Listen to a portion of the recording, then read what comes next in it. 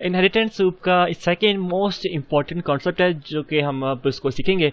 Inheritance हमें help करती है कि हम ना कोड को ज़्यादा रीयूज़ करें, उसके अंदर जितनी भी रिडंडेंसी हम जो करते हैं कोड के अंदर उसको रिमूव कर दें, और हम ये भी सीखेंगे कि इनहेरिटेंस को यूज़ कब करना है। ठीक है, तो चलिए हम एक एग्जांपल से ये वाली वीडियो का स्टार्ट लेंगे। सपोज करें आप ना एक एप्लीकेशन बना रहे हैं एक शॉप के लिए, तो जिस शॉप का आप सॉफ्टवेयर बनाने जा रहे हो तो वो बहुत सी ना चीज़ों को सेल करता है, जैसे कि वो मे बी क्लोथ्स सेल करता है, वो मे बी हार्डवेयर भी सेल करता है, मे बी फूड आइटम्स भी वो सेल करता है। ठीक है, तो आपने क्या करना है कि आपने पहले जितने भी उसकी प्रोडक्ट्स हैं, ठीक है, जो वो सेल करता है, आप उनके नाम वगैरह आप लिख लेते हो और देख लेते हो कि इसके अंदर क्या क्या चीज़ें हैं जो कि हमें अपने सॉफ्टवेयर में चाहिए। तो मैं यहीं से स्टार्ट करता हूँ।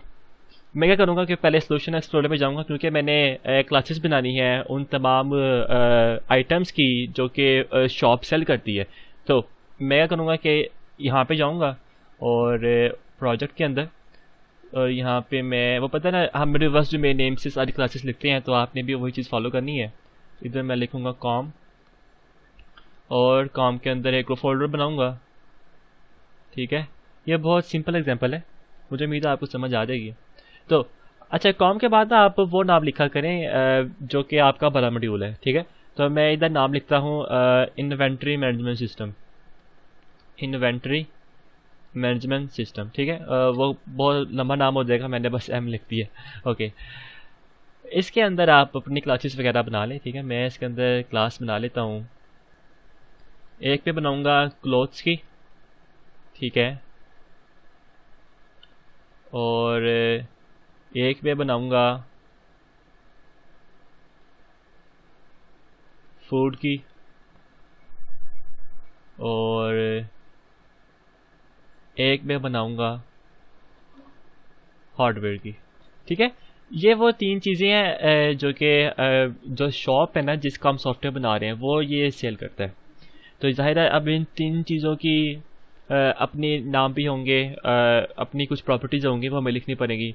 तो चले हम वो नाम लिख लेते हैं। मैं इधर लिखता हूँ क्लास हार्डवेयर के अंदर prop tap tap string name prop tap tap int price. ठीक है, prop tap tap int size. अब मैं क्या करता हूँ, फूड वाली क्लास में जाता हूँ और उसके अंदर उसकी प्रॉपर्टीज़ लिखता हूँ। Prop tap tap string name, ज़ाहिर है फूड का एक नेम भी होगा, ठीक है, जो वो फूड सेल करता है। Prop tap tap int price, prop tap tap date time expiry date. ठीक है, यानी कि फूड की एक्सपायरी डेट भी ऊपर लिखी होगी इन्होंने।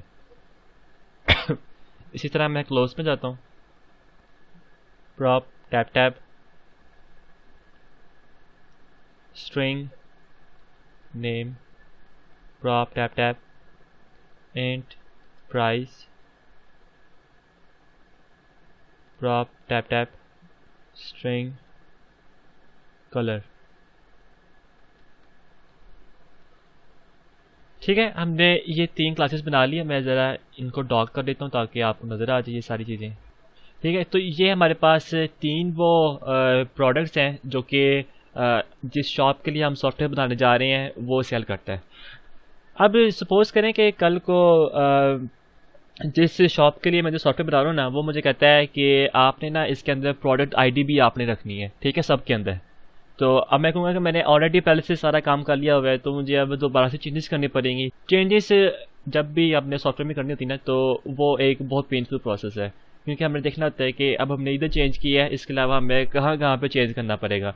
अब मुझे रिक्वायरमेंट ये आ रही है कि आपने प्रोडक्ट आईडी हर एक आइटम में आपने रखनी है, ताकि हमें पता चल सके कि जो फूड में सेल कर रहा हूँ उसकी आईडी क्या है, क्लोथ में सेल कर रहा हूँ उसकी आईडी क्या है, और हार्डवेयर में सेल कर रहा हूँ उसकी आईडी क्या है। तो मैं क्या करूँगा कि मैं फूड में आऊँगा और यहाँ पे आके प्रॉप टैप टैप इंट, इधर मैं लिखूँगा प्रोडक्ट आईडी।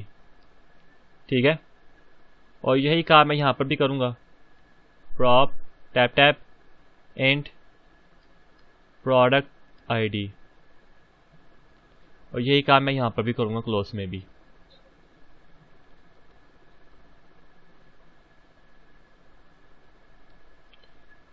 अब ये वो वाला प्रोसेस है कि जब हम ना कोड को रीयूज नहीं कर रहे, हम क्या कर रहे हैं कि सेम कोड हर जगह रिपीट कर रहे हैं, हमने रीयूजेबिलिटी नहीं की। अब देखिए ना कि ये वाला कोड, ये 3 लाइन्स सेम है, ये भी 3 लाइन सेम है, और ये भी 3 लाइन सेम है। ये वो वाला कोड है जो कि मल्टीपल क्लासेस में यूज़ हो रहा है। तो हमें करना क्या चाहिए कि ये जो सेम कोड है ना, उनकी एक अपर क्लास बना लेनी चाहिए, ठीक है, कि जहाँ पे ना ये वाला कोड हम लिख लें। अब नीचे जितनी भी क्लासेस जो कि वो वाला कोड यूज़ करनी चाहती हैं, हम क्या करेंगे कि उस क्लास को इनहेरिट कर लेंगे, ठीक है। तो हम क्या करते हैं कि ना एक क्लास बना लेते हैं। मैं यहाँ पे आता हूँ और यहाँ पे ना एक मैं क्लास बनाता हूँ प्रोडक्ट की, ठीक है। और मैं इस सारा को क्लोज कर देता हूँ ताकि विजिबिलिटी अच्छी हो जाए हमारी।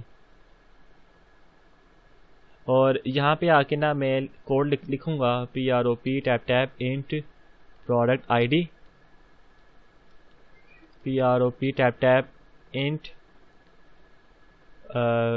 Price, prop tap string name, ठीक है। अब ये वो वाले 3 एट्रीब्यूट्स हैं जो कि हर प्रोडक्ट के अंदर यूज़ होनी है।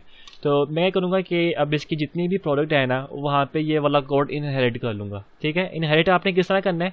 तो इनहेरिटेंस करने के लिए आपने क्या करना है कि आपने ना उस क्लास के अंदर जाना है कि जहाँ पे आप चाहते हो कि प्रोडक्ट का कोड रीयूज़ हो। तो मैंने क्लोज के अंदर जाना है, तो क्लोज के अंदर मैं पहले ये वाला कोड डिलीट कर देता हूँ, ठीक है, क्योंकि ये वाला कोड मैं रीयूज़ करना चाहता हूँ प्रोडक्ट की क्लास से।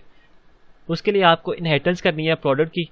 तो आप क्या करें, क्लोज से जो आपने लिखा हुआ ना नेम, उसके साथ आप लगाएं कोलन और यहाँ पे आप लिखें प्रोडक्ट, ठीक है।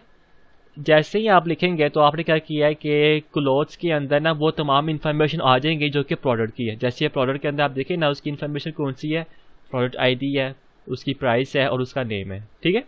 यही सेम काम हम बाकी जितनी क्लासेज है उसमें भी करेंगे। लेकिन वो करने से पहले ना मैं करूँगा कि मेन फंक्शन में जाऊँगा और उधर आपको बताऊँगा कि जब मैं क्लोज का ऑब्जेक्ट बनाऊँगा ना, तो मुझे वो तमाम एट्रीब्यूट्स भी शो होंगी जो कि प्रोडक्ट के अंदर डिफाइन थी। अब मैं चूंकि मैंने उसको इनहेरिटेंस कर ली हुई है इसके अंदर, अब मुझे क्लोज के अंदर वो तमाम शो होगी।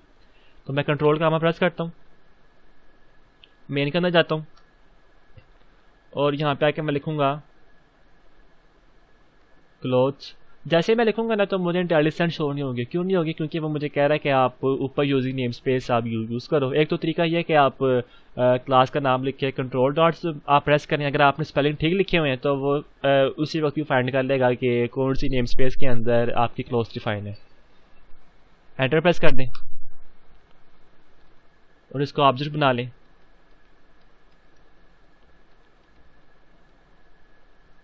अब जब मैं क्लोज डॉट करूँगा तो मुझे यहाँ पे वो तमाम एट्रीब्यूट शो होंगे जो कि प्रोडक्ट के अंदर थी, जैसे नेम था, प्राइस और प्रोडक्ट आईडी, ठीक है। तो यहाँ से हमें पता चला कि इनहेरिटेंस ने हमारा कोड कितना शॉर्ट कर दिया है और इसकी रीयूजेबिलिटी कितनी ज़्यादा हो गई है। तो ये हमें फ़ायदा हो गया। तो मैं अब इधर लिख सकता हूँ इसकी प्राइस है 10, cloth dot name equal to jeans,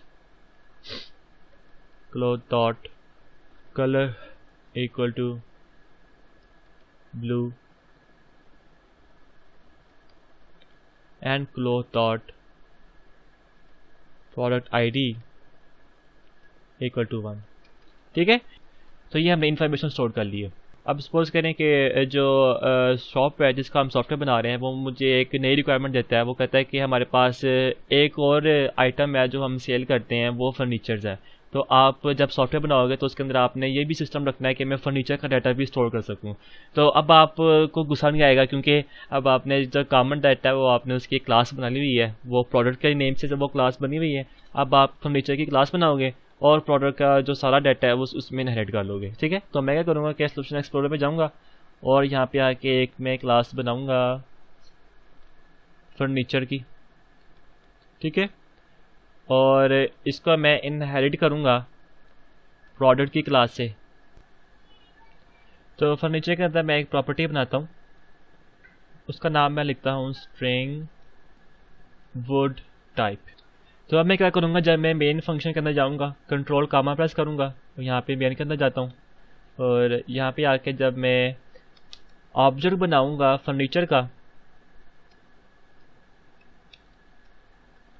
तो आप देखिएगा कि मुझे वो तमाम डाटा भी शो होगा जो कि प्रोडक्ट के अंदर था, जिसको मैं यूज़ कर सकता हूँ फर्नीचर की क्लास के अंदर, ठीक है। और इसके अलावा जो कि फर्नीचर का एक अपना स्पेसिफिक कोड था, वो टाइप वो भी शो होगा मुझे, ठीक है। तो ये हमें फ़ायदा है जब हम इनहेरिटेंस को यूज़ करें। एक तो रीयूजेबिलिटी बहुत बढ़ जाती है। सेकंड क्या होता है कि अगर मुझे चेंजेस करनी है तो चेंजेस मैं सिर्फ जो अपर क्लास है वहाँ पे जाके कर दूंगा, ठीक है। सपोज करो कि मुझे ना जो मैनेजर है ना जिसका मैं सॉफ्टवेयर बना रहा हूँ, वो मुझे कहता है कि हमें ना प्रोडक्ट आईडी नहीं चाहिए, आप प्रोडक्ट आईडी को चेंज कर दो। तो अब क्या होगा कि आपके लिए चेंज बहुत आसान है। अब चाहे उस शॉप की हंड्रेड्स आइटम्स क्यों क्यों ना हो, आप 100 दफ़ा चेंज नहीं करोगे, आप सिर्फ एक क्लास में जाओगे कौन सी प्रोडक्ट के अंदर, और प्रोडक्ट के अंदर जाके जो प्रोडक्ट आईडी का जो कोड है उसको आप डिलीट कर दोगे। जैसे ही आप डिलीट करोगे ना तो आप देखोगे मेन के अंदर आप आ जाए, ठीक है, यहाँ से भी आप डिलीट कर दें। तो अब हमें फ़ायदा ये हुआ है कि ये चेंज हर एक उस क्लास के अंदर रिफ्लेक्ट हो गया है जिसने प्रोडक्ट को इनहेरिट किया हुआ है। अब जब मैं इसकी इंटेलिजेंस शो करूँगा FUR की, तो मुझे यहाँ पे तमाम वो चीज़ें शो होंगी जो कि प्रोडक्ट के अंदर थी। अब चूंकि इसके अंदर प्रोडक्ट आईडी नहीं है तो अब फर्नीचर की भी प्रोडक्ट आईडी नहीं होगी। अब मैंने अपने जो शॉप का मैनेजर है उसकी रिक्वायरमेंट मैंने फुलफिल कर ली है। तो मुझे उम्मीद है कि आपको इस लेक्चर के अंदर है वो आंसर मिला है जो कि आप फाइंड करना चाह रहे हो कि इनहेरिटेंस को यूज़ कब और कैसे करते हैं, ठीक है। तो मैं मिलूँगा आपसे अब अगली वीडियो में।